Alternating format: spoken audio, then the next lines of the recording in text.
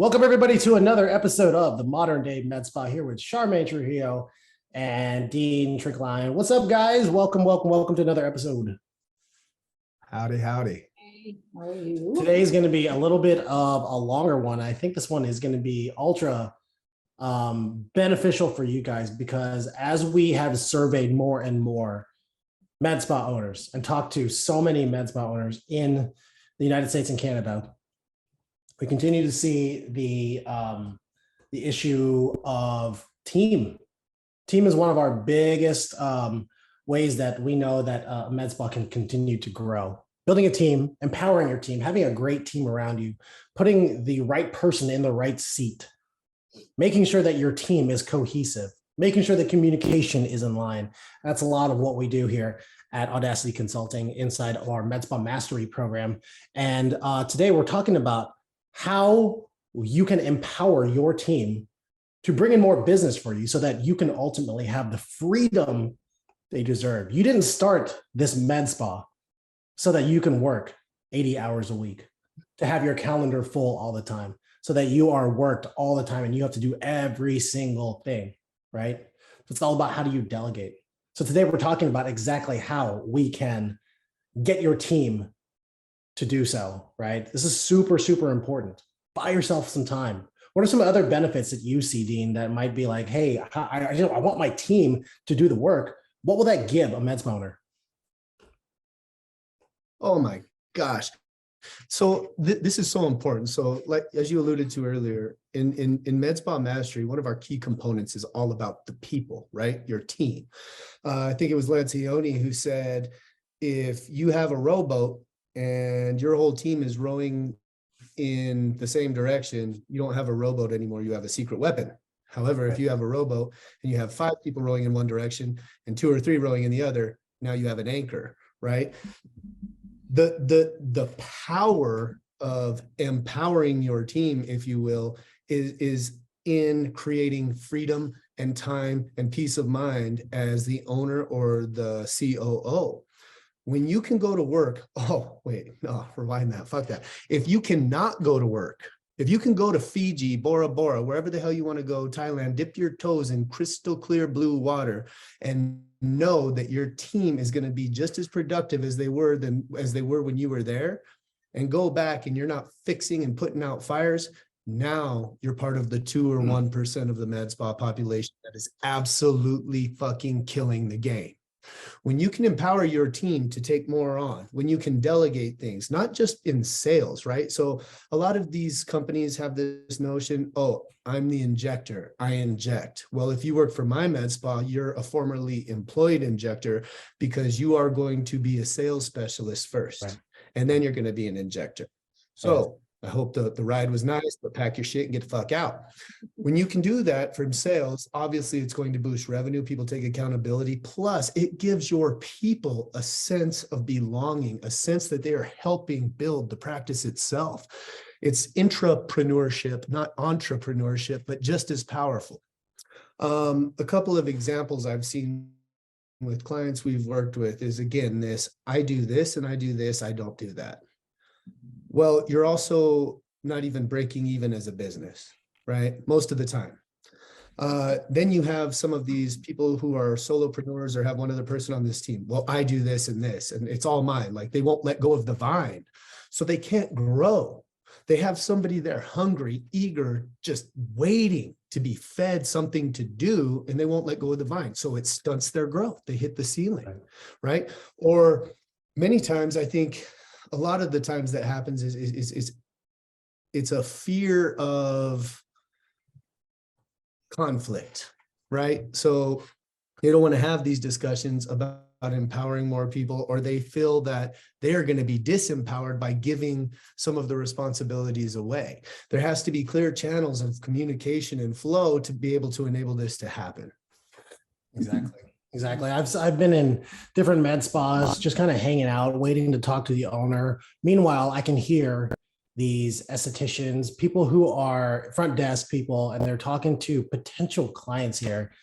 And my goodness, the amount of information that they give them is overwhelming. And it's no shocked to say that like these people who are like, all right, let me take some time to think about all the information that you just gave me, and they walk out. All you had to do was ask them, what's your problem? What do you need? Here's what we're going to do for you. And they would have just happily opened their wallet, swiped their credit card. But again, it goes down to the training that these people don't have inside of inside, and they just need to learn how to sell. Very important. Absolutely.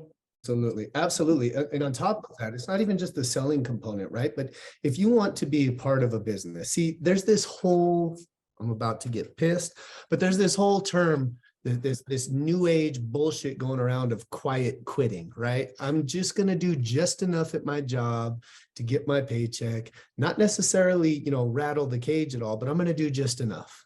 If you have those people, those asses in seats at your company, you need to fire those asses exponentially quickly. Right? You have to get rid of them fast.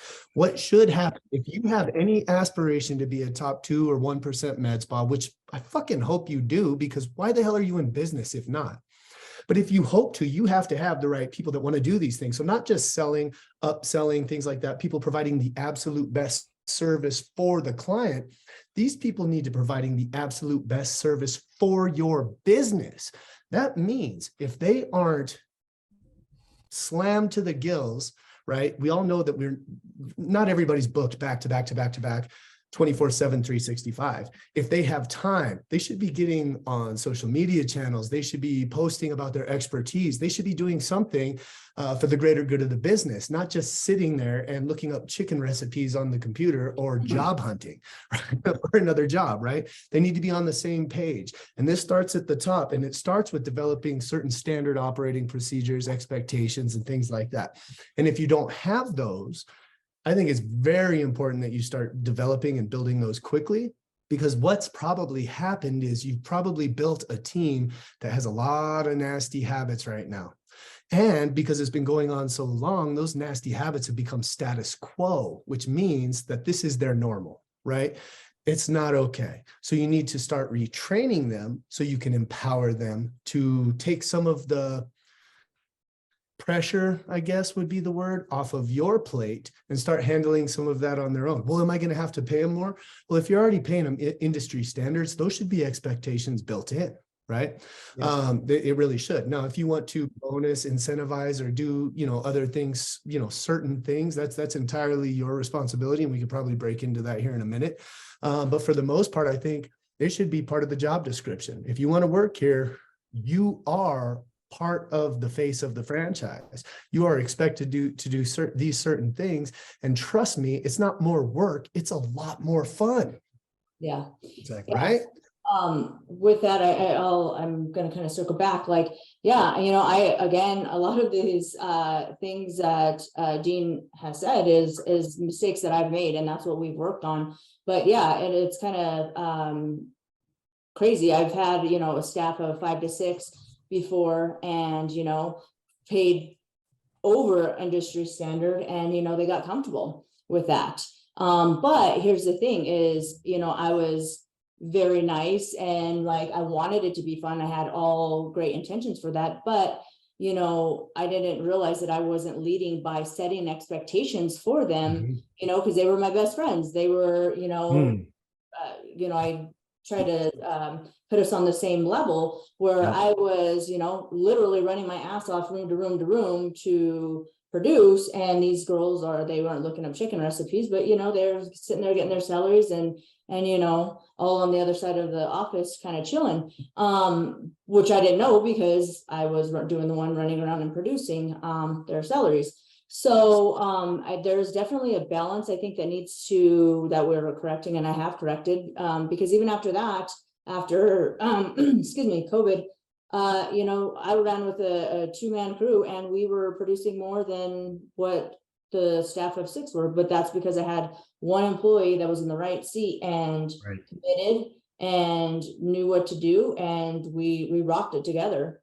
So, and we still are actually at this point, looking to build later, but now we're going to have ops to where, we're starting fresh and building. So sometimes when you're the owner of a business and you have people, you're so busy doing everything and you managing people that you forget to see the other side of things. So I'm going to talk about two different ways to look at this from different angles. Number one, what does it look like if you have to sell all the business by yourself?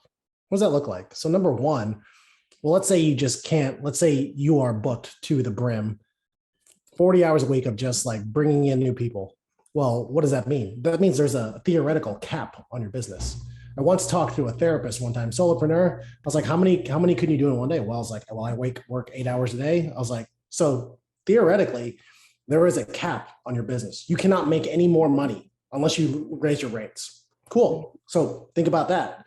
Number two, what happens if you go into a sales slump or like people stop converting or things happen like that? Is that all on you? Why does it have to be all on you? What if you had other people to help you out inside the sales? So ultimately, you become, if you're doing this by yourself, you're going to get burned out, right? You're going to get overwhelmed. And number two, gets really deep, is you almost start to become ungrateful for the employees in your business because they're like, oh, why aren't you doing more? Like what, you know what I mean? Like it happens in those kinds of ways. So think about it from there. Like what happens if you do if you're the only one bringing your own business? So if you look at it that way, you're going to be like, oh my gosh, I need to get help bringing in more business, right? So that's number one. Number two is, what does this look like from the employee side, right?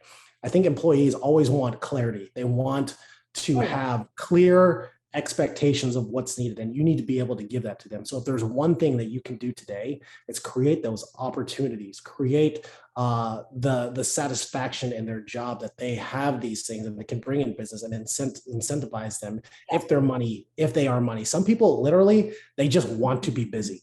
That's okay. And like, even if they don't see much of a raise, like pay them more, of course, but like if they bring in more opportunity, people love that kind of stuff. Yeah, it's validating, and like, I kind of look at it like, children, like most kids, like there's children, when you have kids, they like structure because then they know at a certain point that it's time to brush your teeth, it's time to go to bed. You're not going to get from them, or you're not going to have those temper tantrums. People do like structure and having that open communication right away. Again, I've made my mistakes and just, assuming everybody else knows what's in my head, that this is what needs to be done, because I take for granted that, my experiences before, and then also it is my business, and I am hungry and driven. So I think having those clear cut things like, hey, if this is, say you have downtime, you get on social media and you say, hey, I have this time available, I'll give you 10% off,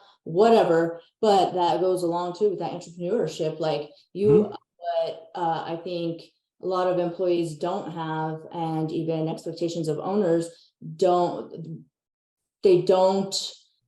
let go of the reins a little bit, to where the employee doesn't think that it's part of theirs as well, because it truly is, because so I think there's just a happy balance, and you just have to kind of figure that out. Yeah, absolutely. And different ways that you can pay your employees. There's lots of different ways. Number one, you can obviously just be a salaried employee. That's great. It can work, but there's got to be a little bit more sometimes, especially if you want to incentivize these people so that they have these numbers, right? We'll get into like KPIs in a minute and scorecards, because Dean's got a really good thing that he's been working on for a long time that's working really, really well. But in terms of pay, there's always incentives. If you sell this many or this much, you get X bonus, right? And you can make different kind of tiers on that, TIERS. So like, hey, if you sell this much, you get more. If you sell this much, you get even more, right? So lots of different ways that you can incentivize them on that.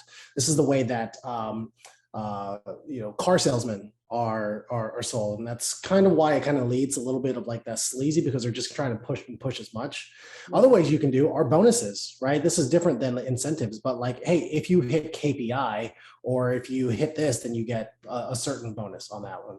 And then obviously there's always the commission structure. So you get this much of whatever you sell on top of that. Usually it's kind of in like that 10% range. So if you sell this much, you get this much of the profit on top of whatever it is. But but in order to do that, you have to know what your numbers are. Yeah, sorry, I didn't mean to interrupt, but I think this is important just because especially with the commission deal, it varies Yeah. state to state. Wow. Commissions on procedures, things like that, that's a no-no, but commissions on, over the counter Kale. skincare lines, products things like that, acne defense, anything like that is a bonus. So that was just a disclaimer on our part. If you're listening to this or watching this, Right. don't go slamming sales commissions on a lot of your treatments and procedures. Okay, you could get in some trouble for that. Yeah, 100%. But like I was saying, it goes into knowing what your numbers are. Talk about the scorecard, Dean, and how that would play into the med spa here. Scorecards are huge because they bring accountability to everybody. And that's kind of what we're talking about here, right? When you're talking about empowering your team, you're talking about accountability, right? Everybody has a job.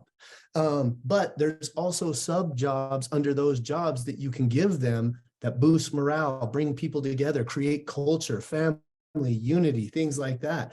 So what a scorecard does and how they are best used is on a weekly basis, right? So the company as a whole has a number. The company as a whole, this is important now because the individual will have a number too, but the company as a whole has a number for several things. So like for med spas, just going to throw some out there off the top of my head. We can think about leads, right? Number of people calling in, number of those leads going to consultations. So consultations booked and showed. From there, consultations booked, then consultation showed. There's difference. Just because you book a consultation doesn't mean that they showed, right? And that's important. A lot of people are fucking up there. The sales, how many sales transpired of those people that showed? And then the upsell. It was an upsell made. So these are just like some numbers. So you set goals. So we want 400 leads a month, right? So that's roughly 100 leads a week, right? So that's the number that you're shooting for, right?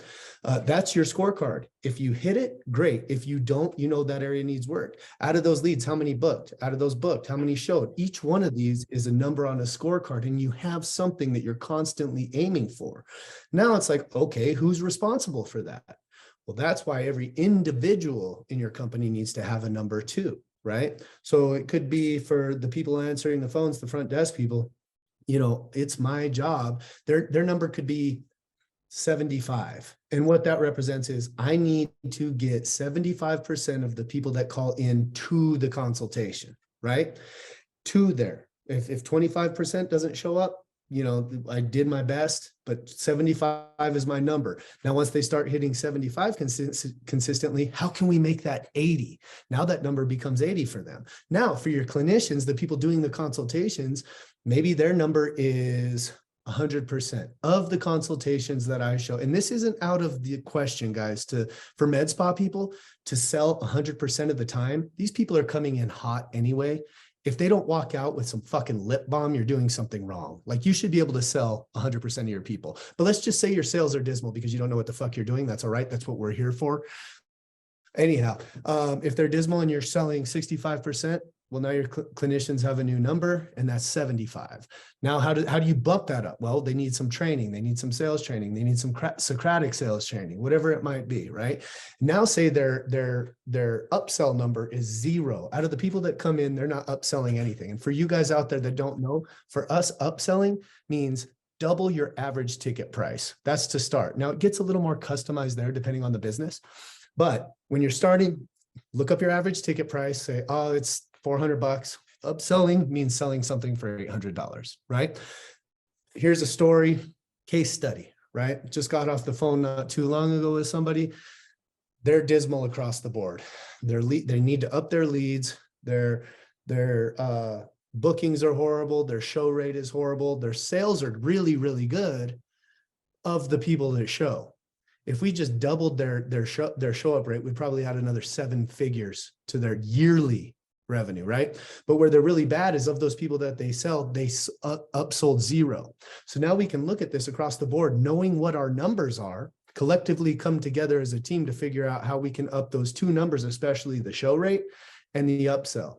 If we can generate the upsell, we double the average ticket price. So essentially you're doubling your revenue. Even if you just bring it up a little bit, and if you just bump the show up rate by 10 to 15%, you're adding 6+ figures, in multiple 6+ figures to your revenue. So when you have a scorecard that you can look over weekly, this is why it's so important. Most owners look over their profit and loss statements, right? Emphasis on the loss, because you lost a whole fucking month before you were able to do something about it, right? When you look at P&L, it's for the month prior, right? So what are you going to do about that? Nothing. When you have a scorecard, it empowers you to be able to make changes. So you go over into your weekly meeting, you can say, we're not hitting our lead, we're not hitting our this, any of these numbers. We need to focus more attention this week to get those up. So you're not trying to have to react every month to get out of the hole you just put yourself in, but more you can respond to the stimulus that's taking place weekly. What I'm hearing from you, Dean, is that in order to empower your team to bring in more business, to help the business grow, they need, number one, data, right? Number two, they need accountability on that data. And number three, they need to know what to do when that data is not to KPI. Is that kind of what I'm hearing? You're nailing it, right? You're nailing it. That's exactly what it is. And it's across the board, right? Like, it's ugly out there, guys, in the med spa industry. It is ugly because, one, people aren't even really tracking their data to begin with. So how can you fix something that you're not even sure exists? What gets measured gets managed, right? And then you go a level deeper. It's like, okay, now we do know what the issue is. How do we go about fixing it? And now that we know how to go about fixing it, who does the fixing?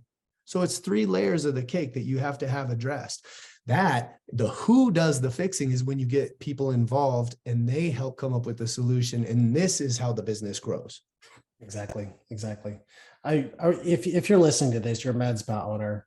I just want you to imagine, don't close your eyes because you're probably driving, but just imagine your employees. Like, imagine yourself, number one, you're on vacation, and for 5 days in a row, your phone doesn't ring. There's no text messages from your staff because they know not to bother you, number one. And number two, they know what to do. They're asking the right questions.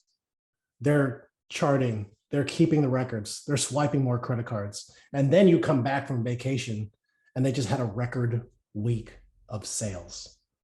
Think about what that could do to your business if you continue to grow that way. And it starts with what we're talking about here, keeping the right data, holding them accountable to that data, and making sure they know what to do when that data is not the KPI. No one's going to get fired.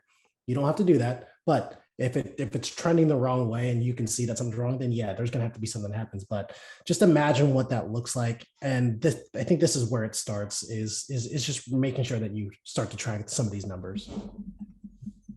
Absolutely. Actually, Mark, you said something. I'll tell you where it starts. You're right. You have to get data, but how to empower your company as a whole, it starts with trust, right? It starts with trust. There has to be trust from the owner all the way down to whoever's scrubbing the floors, right? And whoever's scrubbing the floors needs to be in the meetings too, because they're part of your team. But there has to be trust there, because if there isn't trust there, people aren't going to take it upon themselves or take the initiative for certain things because they're afraid they're going to get in trouble if it goes wrong. So there has to be trust for, one, people to get on board, and two, so there can be productive conflict. 2 words that you don't hear together very often: productive conflict, like jumbo shrimp. Just doesn't fucking make sense, but it really does. It really does, because there has to be open channels of communication and debate so people can get what's on their mind off. You just can't make it personal, but now you bring everything together. You have a culture and built around trust. Now people are going to want to take a little bit more on. It's not like, oh, they're just giving me more responsibility. It's like, oh, I want to help grow this thing. Mm-hmm. And it's because they trust everybody, and everybody trusts them. 100%. I was once part of a business. Actually, I owned a business, didn't do too well. And there were some of my employees, they could just smell that, even though the business was doing okay, that they could smell like the desperation and like how it affected the ownership. And how are you supposed to feel empowered as an employee if the owner is not like themselves confident about the situation at all. So that again, it leads into the trust, the authority that you have. So super, super important. Jermaine, anything else? Absolutely. No, I think Dean covered it all, really. Yeah, let's rock and roll, guys. All right, guys, that was a great episode. Well, I think long story short, just make sure that your team is one of the biggest components of how your business can grow. And if they are not, it's time to start taking the steps to giving them the right roles, the right responsibilities, and the right procedures and operations, having an operating system inside of your business so that they can do this for you, so that you ultimately get the freedom that you're looking for. That's it for this episode, guys. Wait, hold on, Mark. And just one let's go. thing, and this is important because I like the attached kind of metaphors. You know, business is a team sport, right? If you want to go fast, go alone. If you want to go far, go together. Whenever I write the word team, I always capitalize every letter because it really is an acronym for me. And it might sound cheesy, but together, everyone achieves more. If you can get everybody rowing the same way, you do not have a rowboat anymore. You have a secret weapon. Think of it as like, I know this is the med spa world, but everybody can probably assimilate. If you have an 8-cylinder motor, right, a V8, and you're doing everything, you're running on 1 cylinder. That is not a very efficient running machine anymore. Yep. That's all I got. Right. If you guys are needing help, go to audacityconsulting.group. Subscribe to this podcast, get the most updated podcast to your email. And not only that, get started, book a call with us. We'd be happy to jump on you, help assess where your needs are on the first call, and we will kind of take it from there. We'll see you guys in the next episode. Peace.